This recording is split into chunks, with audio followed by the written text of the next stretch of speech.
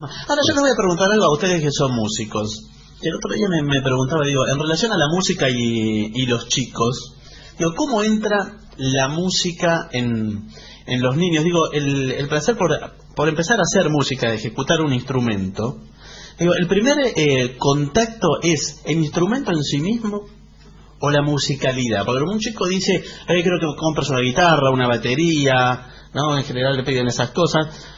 No, Pero es por la música o el contacto físico con el instrumento. No sé decirlo, pero el contacto físico con el instrumento no. No. Usted regálele una trompeta, un zapallo, no. Es mejor regalarle una infancia musical, ¿no? Llena de sensaciones, una casa donde se oye música, es más fácil que el chico aprenda, ¿no? Pero el instrumento, solo hasta que uno empieza a hacerlo sonar, el instrumento no dice mucho, ayuda más la radio que un instrumento. O acaso ayuda el instrumento si hay alguien que lo toque, si no. Pero ¿y cómo elige usted un instrumento? ¿O cómo llegaron ustedes al instrumento? ¿Qué? Le pedís escuchar por la radio, te gusta alguno que toca la trompeta. Y a mí me pasó eso. Y le decía a tu viejo que te la coja. Exactamente. Es así. Fue así.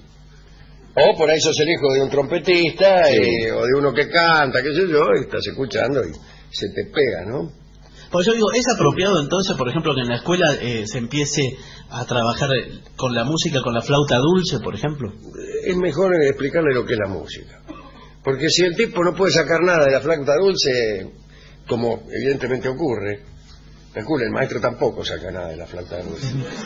En rigor de verdad es muy difícil sacar algo de una flauta dulce. Pero lo mejor es que haya una educación musical sólida y un estímulo musical. Pero es muy difícil, cada vez más difícil. Cada vez más difícil porque la música basura está en todas partes. Y se confunde con la música. Se confunde con la música, se vende en las mismas casas, se escucha con Se los mismos vende más aparatos, fácil que la se música. vende más fácil, y entonces es muy difícil. Si usted todo el tiempo está escuchando vamos a la playa, con todo el respeto que me merece el compositor, Sí. es muy difícil que después usted pueda desandar ese camino o sacarle ese entusiasmo al chico y decir, no, mira, pero es más difícil que esto, no es esto. Entonces se necesita por ahí, no sé si en el colegio desde luego, pero en la casa también. Se necesita que en la casa por un rato al menos no escuchen eso, Claro. escuchen otra cosa. Y la idea del oyente como personaje activo que completa la situación musical, digamos, eso también, la gente está acostumbrada a dejarse invadir por la música que le gusta o no, punto. Ese es el parámetro. Sí, como si fuera una sensación física además, y no es eso. Dice, ay, porque yo le pongo al gato, le pongo y el gato tierra. Bueno, pero el gato no hace cálculos que le producen placer, Sí. que es la música. Eso es la música, unos cálculos que te producen placer. No es la invasión del bombo con el auto ese que pasa. ¡Bum, bum, bum! Es una invasión física, pero no tiene nada que ver con la música. Esa es la que le gusta al gato. Hay otra, ¿sí? Alguna para que le guste Claro, el pero implica un cierto compromiso Claro, del oyente y un claro. cierto trabajo del oyente Claro, de codificar ¿no? lo Como que aprender está a leer, pensando. como aprender a leer. El tipo que no, ¿cómo le va a gustar un libro si no sabe leer el tipo? Yo no digo que haya que hacer, otra vez la vieja discusión, que haya que hacer un curso, que haya que ser doctor en no sé qué para escuchar música. Bueno, pero si sabes cómo funciona el jueguito, te va a gustar más. Si yo me pongo a ver un partido de rugby y no entiendo las reglas, Claro. no me va a gustar. Ahora si aprendo las reglas, por ahí no me gusta, pero por ahí sí. Bueno, las reglas de la música son una. Y tampoco... El tipo que las conoce la va a disfrutar mejor. Y el tipo que no, le va a gustar a lo mejor, pero como le gusta al gato. Claro. Ha causado también mucho revuelo el tema de la música... Y el tiempo y el espacio. El tiempo y el espacio. La música no tiene espacio y todos me mandan cosas relacionadas con la vibración, con el sonido, con la fuente del sonido. Bueno. Insisto, algunos son muy calificados, pero todos parten del mismo y desgraciado error. Cuando Schopenhauer escribe, oye, uno también muy bien, con muchos argumentos, me dice que en la época de Schopenhauer por ahí él no sabía. No, esa no es una explicación. El inciso, la música no necesita del universo. no necesita del espacio, se nutre solo del tiempo, es un inciso de comprensión poética, de acercamiento poético, rápido y eficaz a un concepto que es el de la música. Y si usted trata de objetarlo con pequeñeces tales como que después de todo el sonido también necesita, bueno, también se necesita un oyente y un trompetista, y ¿cómo que la música existe sin espacio? ¿Dónde están los músicos entonces? Diría yo, sin necesidad de hilar tan fino. Claro. La respuesta es que el que piensa así se está perdiendo la poesía. No una poesía, toda la poesía se está perdiendo por objetar de esa manera. Léame cualquier poesía a la hora en que a la tarde le aparecen ojeras. ¿Cómo? La tarde no tiene ojeras. La tarde no tiene ojeras porque sabrá usted que la tarde es aquel periodo de tiempo que sucede a la mañana. Y me piden explicar cosas de primero inferior. Claro que no tiene ojeras. Claro que a la hora que a la tarde le aparecen ojeras nos acerca con mucha más eficacia a la idea de una tarde que esta definición que dice la tarde comienza después del mediodía y se prolonga hasta el anochecer. Eso no me dice nada. Es una hermosa metáfora de la tarde. Pero es un lenguaje poético. Si vos te perdés el lenguaje poético, te estás perdiendo una gran parte del goce de la vida. Pero es un genérico, Alejandro, de una actitud ante la vida. Es el tipo que se sienta a ver el mago y está esperando encontrar el truco, ¿no? Pero digo, para terminar con esto, que ya sé que tantos argumentos, claro. Es mucho más eficaz decir la música no necesita del universo. Claro que lo necesita, pero es que lo sabíamos. Lo sabíamos. Pero empezamos a volar y a trasladar esto a un lenguaje de poesía que no es un lenguaje anticientífico, por el contrario, la ciencia actual necesita cada vez más del lenguaje poético que aparentemente es anticientífico porque quiere decir varias cosas al mismo tiempo, pero aunque más no sea para las explicaciones y para comprender ciertas paradojas a las cuales se llega en la ciencia actual, es indispensable ese lenguaje. Y si usted renuncia a eso, por empezar, renuncia a conversar con el que empezó la conversación. Si un tipo dice, la música no necesita espacio, solamente le basta con el tiempo. Y usted le dice, ¿cómo que no necesita espacio? Y los músicos que grabaron el disco, y el sonido. Y entonces, lo que usted ha perdido con eso es el concepto de poesía, pero también se lo perdió al tipo que quería conversar con usted. Claro. Yo no quiero seguir conversando con usted.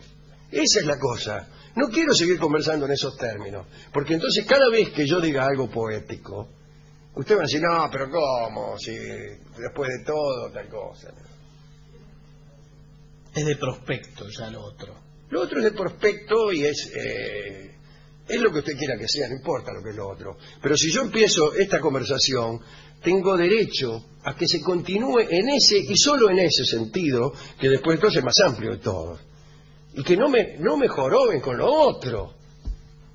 Así que, favor de ir a enseñarle cosas de primer inferior a otras personas y en otras circunstancias. Claro. Yo sigo diciendo, por más que me expliquen la teoría de las vibraciones, no sabe las cosas de las que me han desasnado, cosas que yo he ignorado. Pero no era el momento para enseñármelas.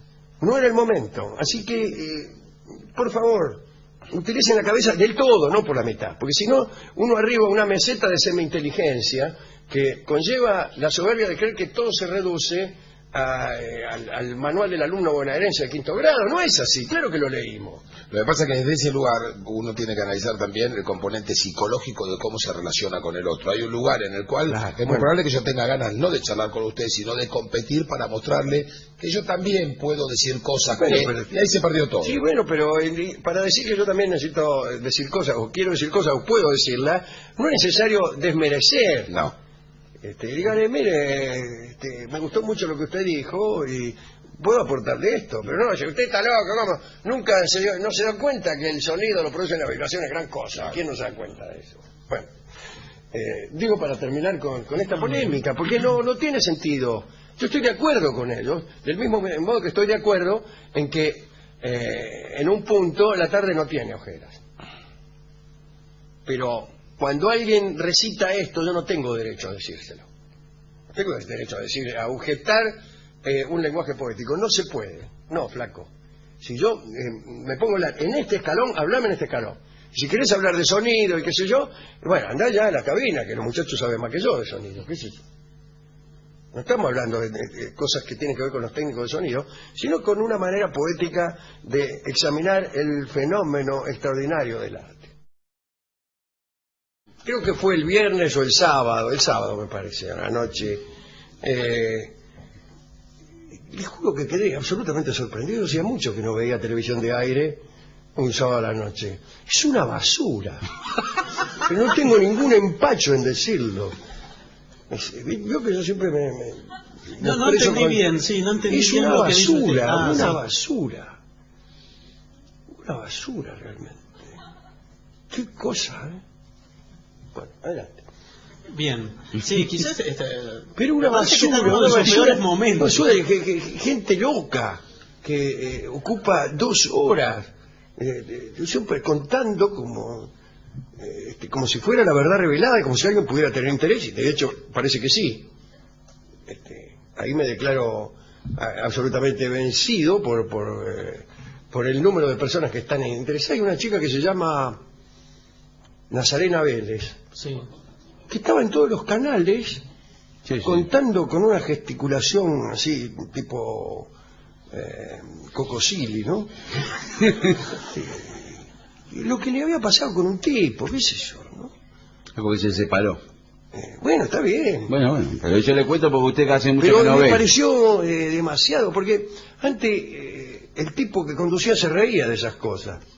Sí, sí. El tipo se hacía lo mismo, pero el que conducía, ponerle petinato, esos tipos, se reían de la situación, porque tenía algo de pícaro, contar algo que todos sabíamos que no tenía interés, que no era o al menos que no era atinente a la generalidad, y contarlo como si fuera algo general. Entonces había una picardía, te miraba el conductor y decía, mirá, lo que hago, le estoy preguntando a este señor cómo se peleó con la mujer, y el tipo entra. Es decir, el chiste era convertir lo privado en público. Y ahora también es convertir lo privado en público, pero se lo toman en serio. Sí. Pero se lo toman en serio, eso es lo que me hace gracia. Que ya también, no solamente hay una patología de parte del entrevistado que cree que su pelea con un cuñado es central. Bueno, está bien, qué sé yo. Pero el que entrevista también cree que eso es central, ¿no? Es raro, es muy raro, muy raro. Y además es imperdonablemente aburrido, eso es lo peor. Claro. Eso es lo peor. Porque si todo eso, si de esa frivolidad se sacara una gracia, se cumpliera con las reglas interiores de una situación artística, humorística, está bien, ¿qué me importa? No siempre vamos a estar hablando de las inundaciones. Pero no sucede así, no es gracioso, no es gracioso. No, y lo triste me parece es cuando eso se transforma en el principal tema de conversación en una mesa familiar, ¿no? Claro, bueno. Si se apaga el televisor... Esa es la prueba de que hace daño, que no es simplemente un ejercicio inocuo de liviandad, sino que es un ejercicio peligroso. Pero, a ver, ustedes no son psicólogos, ¿de acuerdo? De acuerdo. No son psicólogos ustedes. No. ¿Usted? Tampoco. Qué suerte. Pero, ¿qué es lo que pasa? ¿Qué sucede con nuestras vidas? La suya, la mía. Sí. Nuestras. Para que nosotros estemos consumiendo la vida de otro con tanto interés. Sí, no sé si sucede algo. Sucede que casi no tenemos otra posibilidad. O yo siempre pienso en ese mecanismo. ¿Qué es lo que pasa de disfrutar de la desgracia de otro? ¿Qué nos hace olvidar un poco de nuestra... Lo que es patológico, lo que es espiar, fisgonear en la intimidad, siempre tuvo un interés morboso, lo que usted quiera, pero existe eso, ¿no?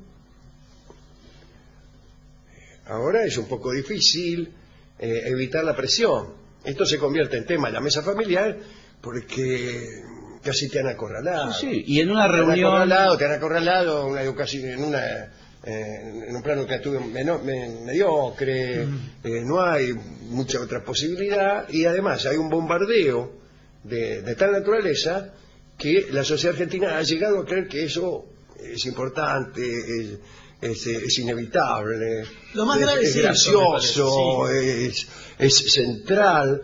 ¿Y por qué cree la gente que eso es central? ¿Cómo no lo voy a creer? Si está cada 10 minutos, incluso en los noticieros, ¿cómo quiere que no me lo crea? Es decir, cuando yo dudo de que eso sea importante, enseguida viene a convencerme la repetición, la reiteración, el énfasis, las revistas del corazón, los canales. Los diarios. Y claro, entonces, diarios. Lo que pensaba yo, que no soy que es muy raro que yo vea televisión de aire, no por una decisión intelectual, sino por horarios, qué sé yo, y por gusto, para que negarlo, ¿no? Pero cuando yo vi eso dije, claro, debo estar equivocado, evidentemente, esto debe ser lo importante, y yo me estaré equivocando, encerrado en un mundo sin conocer personas que son verdaderas celebridades, verdaderas lumbreras y verdaderos mentores ideológicos de la sociedad, y yo no lo conozco por mi incompetencia, les juro que pienso así. Después por ahí me encuentro con usted y me dice, no, a mí me pasa lo mismo. No lo sé, no se trata tampoco de jugar al profundo y decir, mire, no veo la televisión porque me harto de ver cómo se pelean las veredas. No, pero me parece lo peor del asunto es la no diversidad, la no posibilidad de opción. No, a mí lo que me parece terrible es la complicidad de gente que se da cuenta que esto es una basura y lo sigue haciendo. Así que eso me asusta muchísimo. Eso me asusta muchísimo. Responsabilidad de los hacedores desde los medios, digamos. De todos los tipos, del tipo que tiene un canal, de los conductores, de todos. Blanco, ¿qué es esto? Entonces yo me permitiría saludar a todos los que no lo hacen, pudiendo hacerlo. Los que no lo hacen y son más pobres por no hacerlo.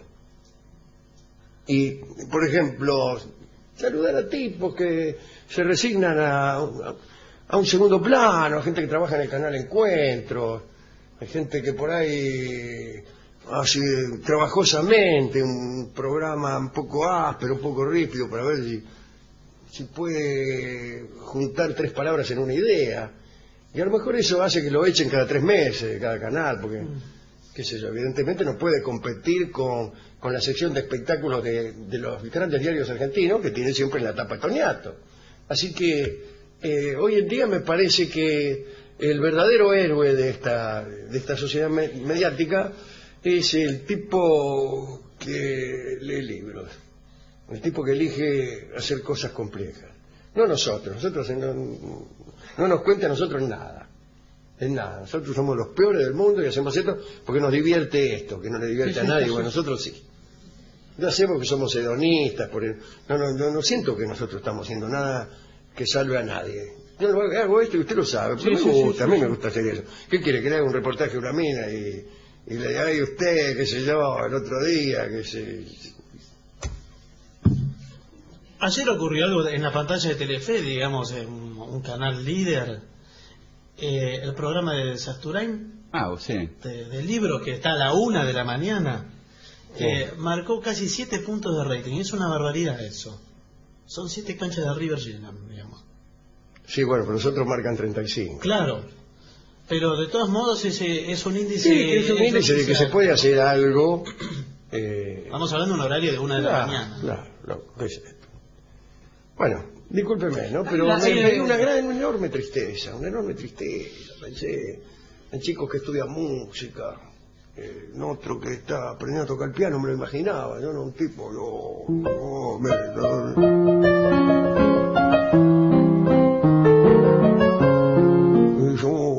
14 horas por día y por ahí llega a tocar fenómenos tipo el piano. ¿Para qué?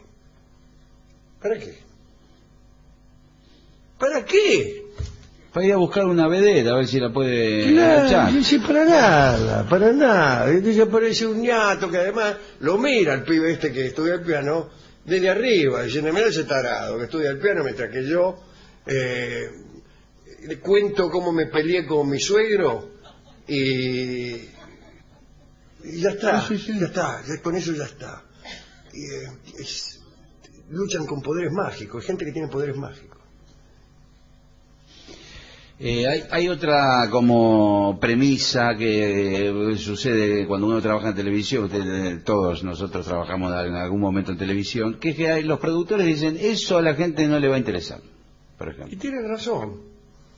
Y no le va a interesar si nadie habla de eso y si no hay, bueno, ahí va. como en este otro caso, una asistencia corporativa. Que un programa habla del otro, entonces, ¿qué quiere que haga yo?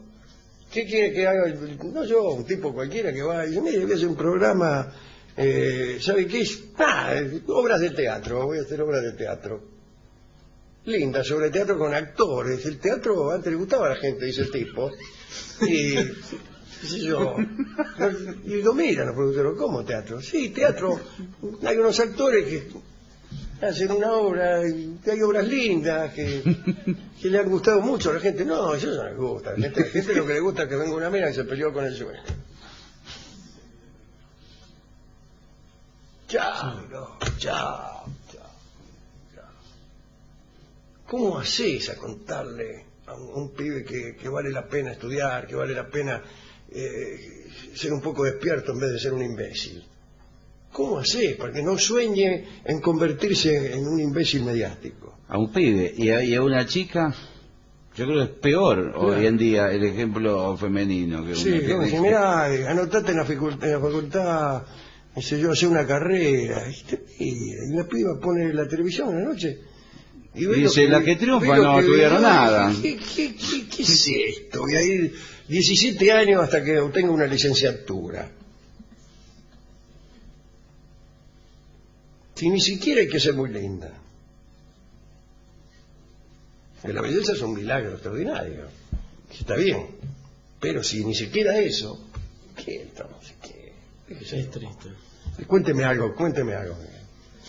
Y que me saque sí. La desazón y la angustia. No tengo odio, tengo miedo. No les tengo odio, les tengo miedo. ¿Cómo voy a tener miedo? ¿Cómo quiere después que no sucedan cosas terribles en la sociedad argentina?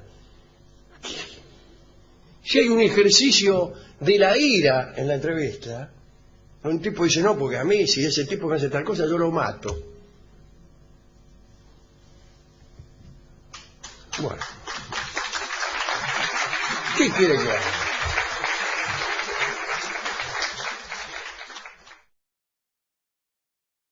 Yo estaba pensando en, no sé si esto lo va a alegrar, pero quizá reflexionar acerca de los periodos. Creo que existen periodos de sequía en cuanto a lo creativo, ¿no? Hay procesos creativos largos. Yo venía pensando ahora en su libro, ¿no? Escribir una novela es un proceso creativo largo. Sí. Que supongo que algunas veces se debe abandonar, se debe prender, apagar, cambiar de rumbo. Sí, claro. Y afrontar los periodos de seca, hay momentos en donde hay sequía, ¿no? Sí, es verdad. ¿Cómo se sobrelleva eso? A mí me transfirió una imagen que me pareció al menos poéticamente potente. El artista plástico Carlos Alonso, en una entrevista que le hice una vez, creo que él citaba a otra persona que tenía esta imagen de el proceso creativo como un gran bosque muy frondoso al que uno va talando. Y de pronto queda el bosque talado. Esa es una idea. Yo no sé si tiene tanto que ver con la inspiración, con la sequía o con la abundancia de lluvias, pero sí con el descubrimiento de lo que uno quiere hacer. Eso me lo contó una noche, ¿sabe quién? ¿Quién? Vittorio Gassman. Pues, Vittorio Gassman. no tiene amigos, Dolina. No, ¿qué va a ser amigo mío? Yo estaba ahí porque me había invitado Carrizo. Claro. Yo era amigo de Carrizo. Y él explicó que él seguía ese procedimiento que dijo Barton y que era el mismo que Miguel Ángel en un soneto también explicó. Porque es un procedimiento de escultor, que es sacar lo que sobra. Sacar lo que sobra. La piedra, decía Miguel Ángel, la piedra ya tiene la figura, la idea, el concepto. Eso ya lo tiene la piedra. El artista lo único que tiene que hacer es sacar lo que sobra.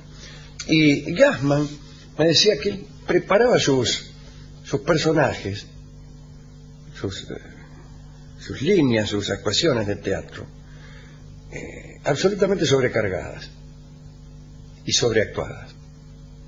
Y después iba sacando. Después lo iba sacando y cada vez tenía menos. Y el resultado final era mucho más austero que las pulsiones iniciales, en donde él atendía una cantidad de impulso. Claro. Y después iba eligiendo, ¿no? Sí, o una síntesis. No sé si usted conoce el Museo Picasso de Barcelona, en donde está el famoso cuadro de Picasso de la palomita. Sí. Y todos los Y hay estudios varios, previos, sí, claro. hasta Son llegar, como, qué sé yo, 20, 30 cuadros con palomita. hasta llegar a esa palomita. Y el trabajo de desagregar. Últimamente se escribe un poco así también, no con ensayos previos, que no está mal, pero sí desagregando, sí con el procedimiento de Gassman y de Miguel Ángel. El texto se compone de muchos agujeros que están hechos a propósito. Y están hechos a propósito porque no es necesario decirlo. Acá hacemos una gracia que consiste en ese ejercicio, que es así, que es no decir las cosas del todo. Lo hacemos con un sentido más bien cómico, que es huir de los lugares comunes, sabiendo y asombrándonos ante ese hecho, sabiendo, digo, que el lugar común ya no es necesario ni decirlo. Y la gente entiende. Claro. Entonces decimos, quiero agradecer, etcétera. Porque la gente ya sabe que viene una larga enumeración absolutamente innecesaria. Pero en la prosa novelística, en la prosa poética, también se puede eliminar algo mucho. Dejar ese arsenal decimonónico, de descripciones, de retruques, de explicaciones de carácter, explicaciones que uno ya entiende a la segunda palabra y sin embargo tiene que soportar durante media hora. También el texto de la novela actual, del cuentista actual, es un texto desagregado. No solo económico en el sentido que tiene pocas palabras, no tiene por qué tener pocas palabras, pero un tipo que empieza a explicar lo que uno ya entendió es fastidioso para el lector. El lector se va, decía Macedonio, y el tipo seguía ahí, no, el escritor seguía ahí. Sí lo decía de Víctor Hugo, pobre, ¿no? Macedonio decía, ¿qué querés con ese gallego?, decía Víctor Hugo. El lector se fue y él sigue hablando. Pero con respecto al primer asunto, ¿no?, el de la sequía, y no hay que hacer nada, yo creo que Es duro. Es muy duro, sí. Sentarse y que no te salga nada, sentarse a componer. Voy a componer un tango nuevo, a ver si... mira.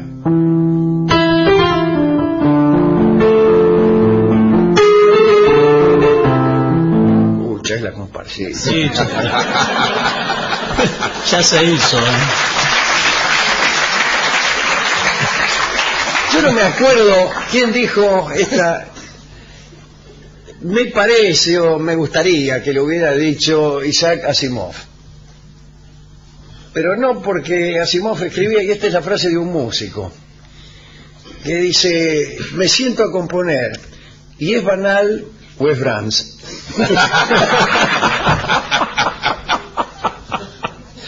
Claro, porque Asimov dijo algo parecido con respecto a la matemática. Él hablaba de cómo entendía él las matemáticas, no que era un matemático aficionado. Él decía que era aficionado, realmente tenía un gran conocimiento de la ciencia. Y decía que cada vez que se le ocurría alguna solución o alguna novedad o alguna cosa novedosa, o que se ponía a inventar cosas matemáticas o a tratar de resolver problemas, o ya lo había inventado otro o estaba mal. Cuando era original de él, algún cálculo estaba mal. Y cuando era todo perfecto, ya lo había inventado otro antes. Un poco frustrante la postura. Sí, claro. Bueno, esa esterilidad de la creación, yo creo que no se puede combatir durante mucho tiempo. Sí, creo que hay que trabajar. Algunos tipos aprovechan esta esterilidad para no hacer absolutamente nada. Yo no, ¿qué me voy a poner a escribir? Sí, no hay igual no se me ocurre nada. Es un desierto, mi vida es un desierto. Y tiene razón, por ahí se pone a escribir no sale nada. Pero hay algo que es esto. Muchas veces las ideas, las buenas ideas, acuden enredadas con ideas banales, pésimas. Usted se pone a escribir y se le ocurre una idea muy mala, ¿no? Y la desecha, y empieza con otra, y con otra. Esa le parece más o menos, pero dice, más arranco con eso. Y arranca con la más o menos. En realidad usted avanza y ve que ni siquiera es más o menos. Pero a la vuelta de esa idea más o menos, para seguirla, se lleva por delante una que es genial. Claro. Nunca lo hubiera encontrado. Claro. Si lo hubiera esperado en la cocina comiendo sándwiches. Para encontrarla tuvo que navegar por ideas banales.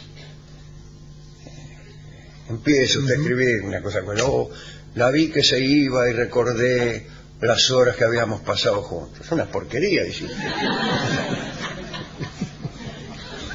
Justo yo escribí esa página. Pero por ahí encuentra algo que vale la pena. Encuentra algo que vale la pena. Que necesitaba que usted viera desde atrás a una mujer que lo abandonaba. Está muy bien, sí, porque en esos periodos de seca son además constitutivos del hecho creativo, porque si no... Claro. Pero hay que buscar un cacho. Hay que buscar... Lo que pasa es que hay una tendencia, yo no me puedo sacar de la cabeza desde que empezó la charla, como una tendencia general a la simpleza malentendida.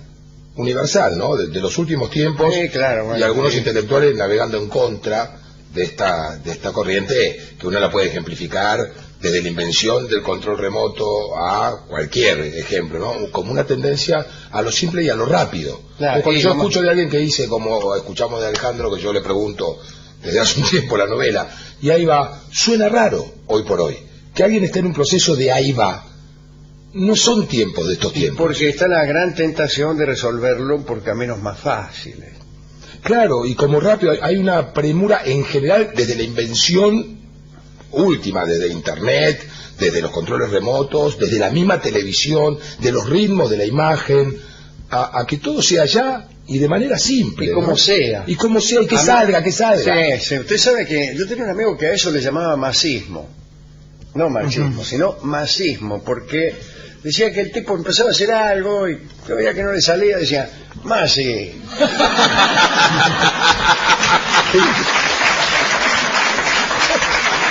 Masi, esta también, pero meto que el tipo tal cosa, ya lo tengo, ya está. Ya cierra. Me faltan 4 páginas. ¿Qué novela? Yo empecé a hacer una novela de 500 páginas, le pongo 200 y ya está. Y la cerramos con que era todo un sueño.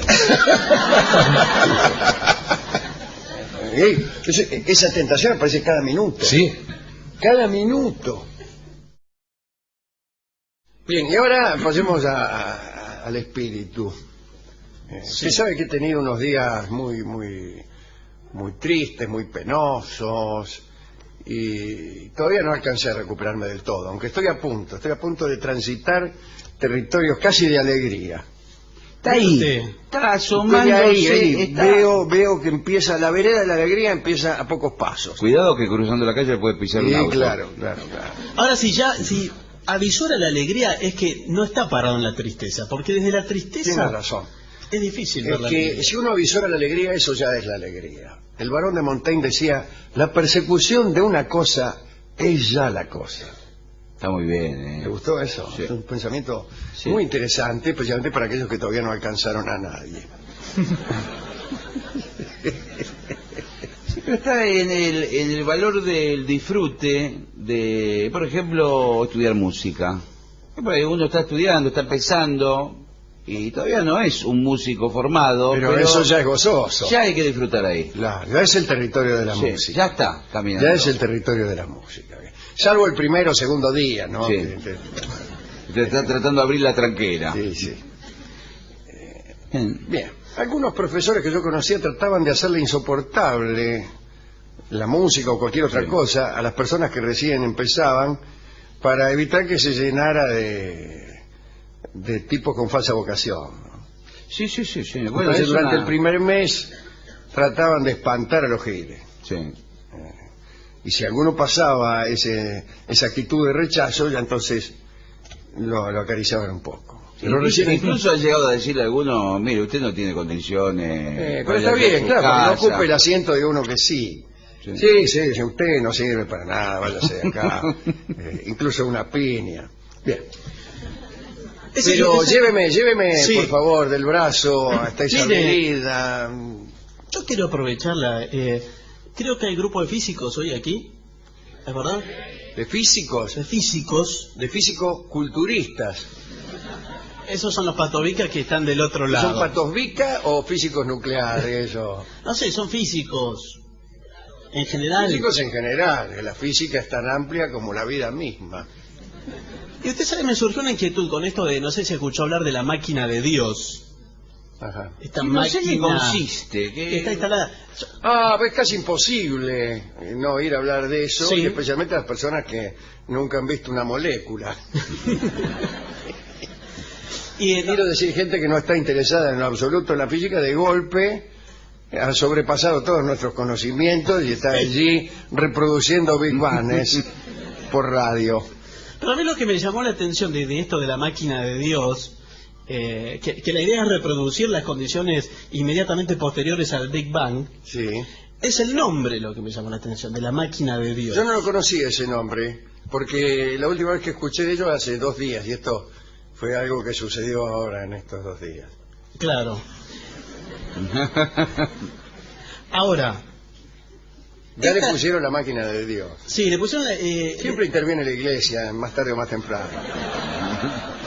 a mí me llama la atención esta intervención de discursos, digo, de qué manera el discurso místico, o de la religión, que de alguna manera también es místico, interviene en el discurso científico y a veces a la inversa también, porque vio que cuando van a beatificar a alguien, lo van a nombrar santo, dicen que tiene que tener un milagro comprobado. Es curioso ese afán de comprobación de gente que trabaja con la fe. Sí, Claro, lo es- primero me parece bien, porque es la extensión de un lenguaje consolidado. La religión, entre tantas de las influencias que ha ejercido sobre nosotros, es la consolidación de un discurso o la generalización de un lenguaje que a veces por creencia, pero a veces también por metáfora, por extensión, funciona adecuadamente. Pero al revés, es decir, que la religión empiece a tomar métodos científicos para resolver artículos de fe, eso me parece raro, Sí, es extraño, además no sé los Sería procedimientos. mejor un milagro en el que todos creamos. Claro.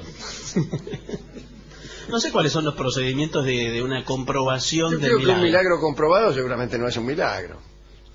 Es decir, ¿cuál es el método para comprobar? Científico, por ahí. Pero no, por eso. No es milagro. Entonces, si usted puede usar en algo el método científico y No es comprobar milagroso. que eso ha ocurrido, es que no es milagroso. ¿Entiende? Que hay una ¿Cómo regla hace usted detrás de para eso? comprobar que el Mar Rojo se abrió? Convirtiéndolo en algo que no es milagroso. Por ejemplo, las hubo corrientes. ese mismo día una erupción volcánica de tal envergadura que una lengua de tierra se interpuso, etcétera, etcétera. Bueno, ya no es más un milagro, flaco. Ya no, yo vi una película en el History Channel, ¿dónde si no? Acerca de los indicios científicos de que algunos milagros bíblicos habían ocurrido. Estaban, por ejemplo, las 7 plagas de Egipto. Ujú.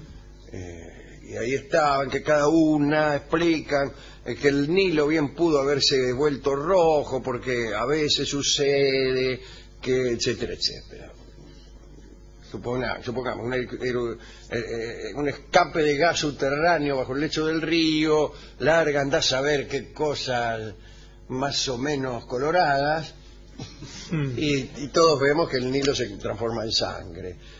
Una niebla es unos gases, productos también de esas cuestiones, matan solamente a los hijos primogénitos de la familia. Entonces se explica que esa nube, hija también de un fenómeno volcánico, solamente alcanzaba una altura limitada y que los hijos primogénitos dormían abajo en las catreras. Entonces esa nube mataba solamente a los que apolillaban abajo. Sí, está bien, es una cosa muy ingeniosa, etcétera. Y así hasta completar todas las plagas. Pero son refutaciones Pero son refutaciones, entonces no era una decisión divina.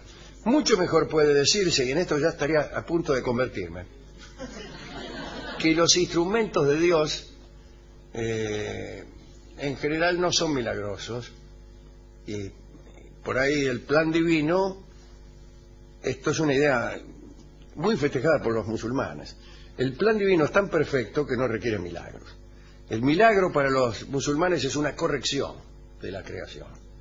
Y la creación es perfecta. Así que los musulmanes miran cualquier milagro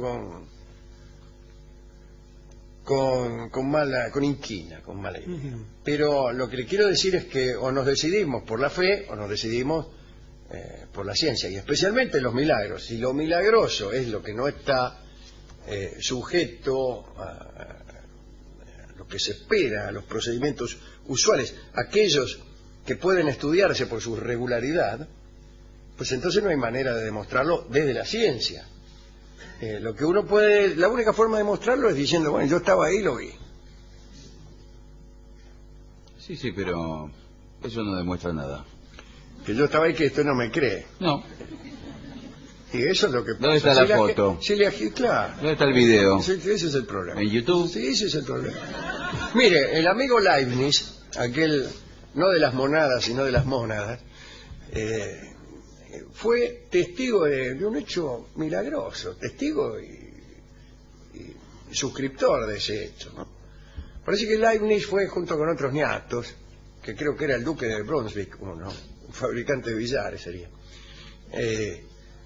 a visitar en su celda a un monje, que era José de Copertino, que volaba. Y Leibniz lo vio que volaba. Y dijo, he ido y lo he visto. ¿Qué mejor testigo que un científico? Y sin embargo, usted no me diga que le cree. Yo no le creo. Ahora, ¿cómo hacemos? La respuesta es, bueno, habrá que convertirse y creer. Pero qué lástima que Leibniz no haya tomado la precaución de sospechar que no le iban a creer y abrumarnos con datos. Hubiera sido una forma, una buena forma de dar fe. No había fotos en ese entonces, pero hubiera podido marcar la pared para ver a qué altura estaba el tipo. Hubiera podido él mismo hacer unas comprobaciones para él, no para que los demás crean, sino para que él mismo se crea. Yo, si viera un tipo volar, inmediatamente empezaría a buscar los piolines. Claro. Y finalmente me tomaría yo un mejoral para ver si por casualidad no estoy alucinando. Pero no se le ocurriría pensar en un plan divino detrás de ese hombre. Sí, se me ocurriría pensar en un plan divino. Es más, yo deseo un plan divino. Ojalá que haya un plan divino. Si no, no tiene ningún sentido que estemos aquí. Si no hay plan divino, da lo mismo que usted esté en este programa o en el de Radio Belgrano. Lo mismo. Si hay un plan divino, uno piensa que hasta el mínimo hecho, por ejemplo, que nosotros estemos aquí esta noche, tiene lugar en ese plan, ya que no se consigue un plan divino que haga agua por algún costado, ni el más pequeño. Pero justamente para poder creer que hay un plan divino necesito algunos indicios, no diré tampoco una copia ante escribano público de ese plan. Pero ver volar a un tipo ya sería algo como para convertir. Así que si son tan amables, alguien que quiera levitar en este Claro, momento... sí, claro, levíteme, nadie levita. Era el título de un libro de un tipo, un racionalista, que había escrito en contra de la fe, y el título era Nadie levita. Me parece extraordinario, nadie levita. Y, a ver, levíteme, está fenómeno. A ver, levíteme es otro no hace tipo. falta un milagro cósmico. No, viene un tipo, me toca el timbre. Y chao, Bueno, pero eso me convertí, chao, se terminó, no hace falta una campaña de evangelización, viajar a América para Pero esa, evangelizar a los indios, no, bastaba con un cura que se levantara 30 centímetros. Listo. Lo que pasa es que, por ejemplo, los ilusionistas, lo que hacen levitación, hipnotismo, necesitan que usted crea antes para que Claro, después claro, no, y suceda. además te hacen creer un poco de lejos también los ilusionistas, ¿no?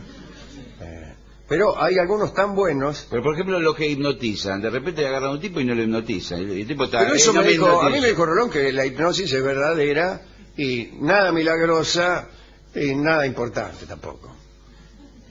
Bueno, puedo buscar otro ejemplo. Sí, por favor. Hipnotismo volando.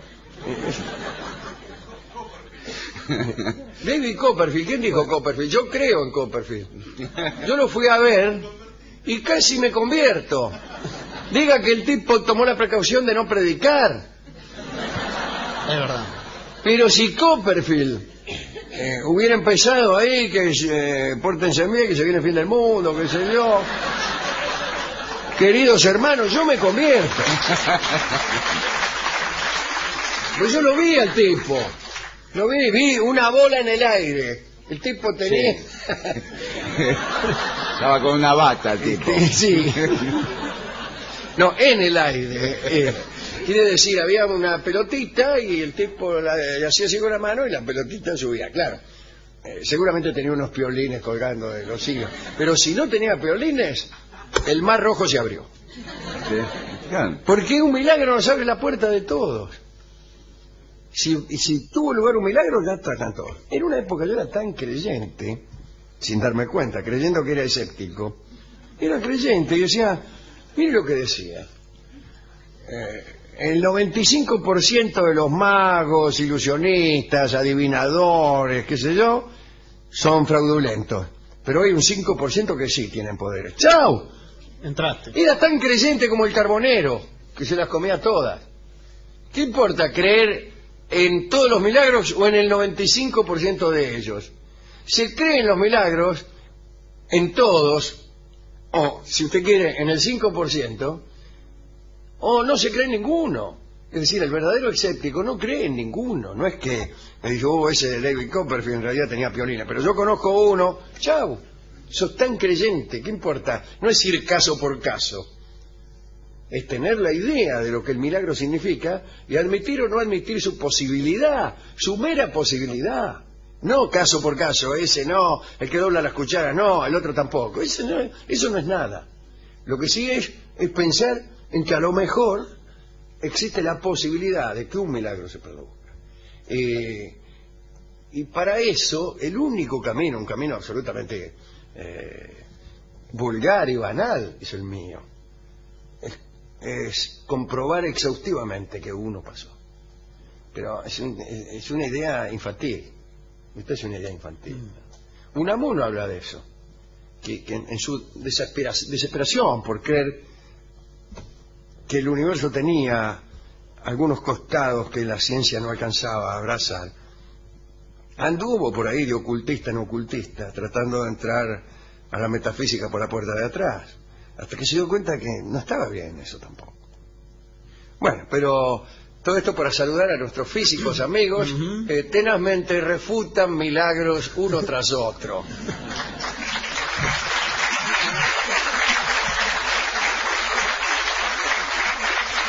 Además, digo, después de todas estas mezclas del discurso místico religioso con el discurso científico y viceversa, creo que debe tener que ver con que desde ambas áreas, tanto desde la religión como desde la ciencia, se tocan temas filosóficos. Sí, la ciencia actual evidentemente tiene mucha relación con la filosofía, como siempre debió ser. Después de todo, la filosofía se ocupa más bien de las reglas del pensamiento, ¿no? En algún punto. Pero no solo con la filosofía debe relacionarse la ciencia actual, sino hasta con la poesía, porque hay que pensar de un modo cada vez más complejo, menos relacionado con la pedestre certificación escribanil. Así que sí. Acá saludamos además a nuestro amigo Popper, que nos enseñó a pensar y que además inauguró a través de su propio pensamiento y del pensamiento que le siguió, ¿no? Todos los otros, estos Kuhn, Feyerabend, todos estos tipos. Pensaba también en Hegel. Sí, pero para este caso es mejor Popper, fíjese. Pero ya podemos hablar de esto. Bueno, todos esos tipos nos enseñaron a pensar, ¿no? Bueno, dale. Bien. No sé qué me estaba queriendo vender usted con todo esto. No le quería vender nada. Le quería vender la máquina de Dios. Usted eso, cuéntenos. Sí, perdón, Guilherme. Le decía que Hegel, en su forma como dialéctica de ver las cosas, se aplicó a la ciencia, a la política, a la economía. Sí, hasta que vino Popper. Claro. Y le digo, ¿por qué? Le dice, ¿qué es la síntesis? Un día vamos a hablar de eso. Vas a ver, vamos a traer el libro, incluso para no andar dependiendo de una memoria frágil como la mía, pero está bien, Hegel era un marote, pero este Popper era muy vivo, a ver usted.